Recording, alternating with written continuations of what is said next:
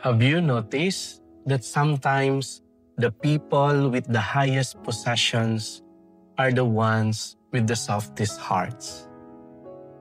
In today's gospel, a Roman centurion comes to Jesus. He is a man with power.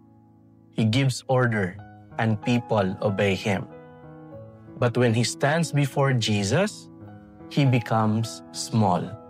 He becomes humble. And he prays, not for himself, but for his servant. And that is real greatness. This centurion reminds us that Advent is not about showing God our achievements. It is about opening our hearts. It is about saying, Lord, I need you.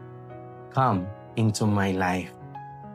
And just like a tall tree that bends to protect the small plants during a storm, we are called to use whatever authority we have to lift others up, not push them down. So today, let us ask for a heart like his, humble, compassionate, and ready to welcome Jesus. Because when the Lord sees a heart like that, miracles can happen.